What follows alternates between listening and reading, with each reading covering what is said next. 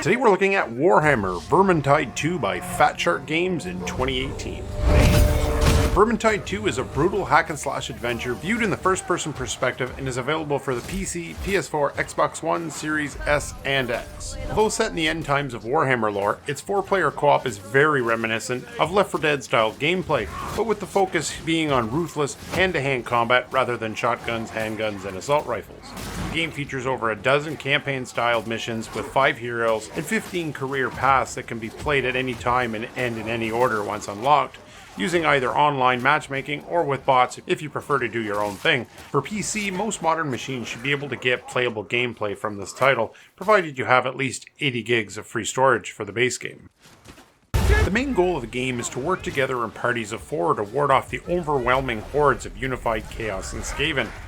Each mission has a slightly different objective, but it's mainly fight your way to the end, complete a task such as disabling equipment or interrupting some enchantment, and then hightailing it home. It's simple but glorious fun. The main campaign missions are geared towards finding and permanently closing the Skittergate, which is a warpstone-powered portal to Helmgart, where the majority of Vermintide 2 is centered around, essentially cutting the supply of enemies off completely.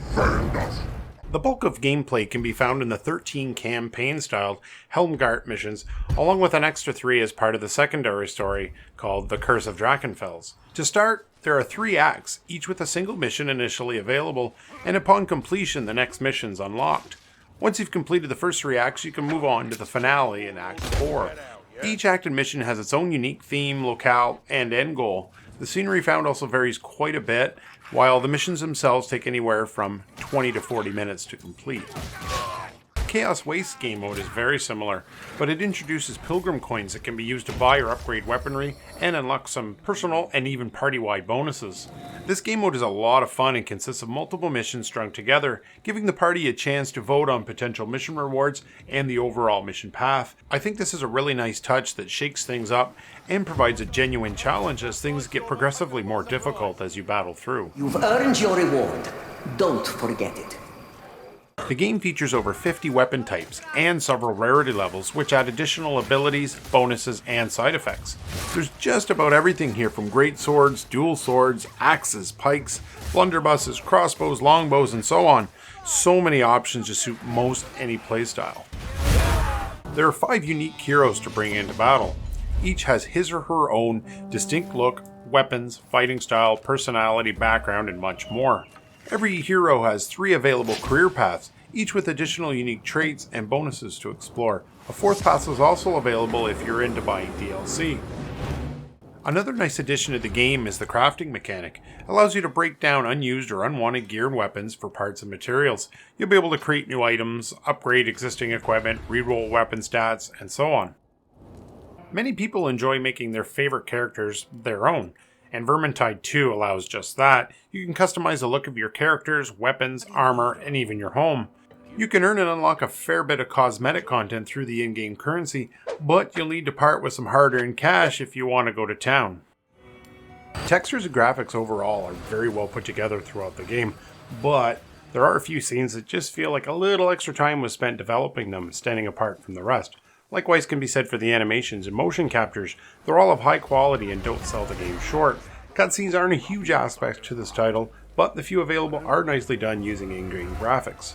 All in all, I'm a very happy camper.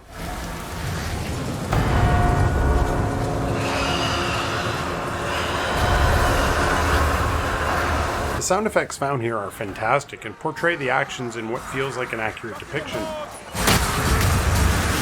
Not that I know what the sound of cleaving rotbloods in half sounds like, but I'm guessing it sounds a lot like it does in the game. The ambiance is also quite good, as are the horns and hordes of incoming Skaven.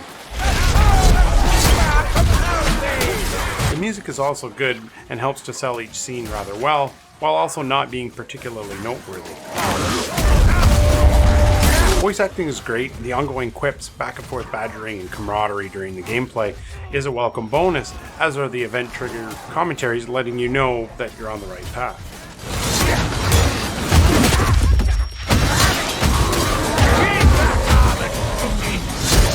The story found here is pretty good and fits well within the lore of the Warhammer universe. So while the campaign isn't typical, the story presented during each mission and each act is quite good, and it all meshes together extremely well.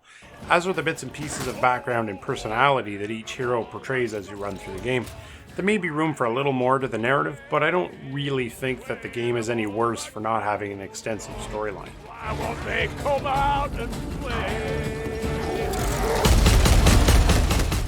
The controls and interface are kept rather simple, pretty typical of the genre, and uses basic key presses and long presses together in combination for heavier attacks, parrying and dodging incoming damage, and so forth.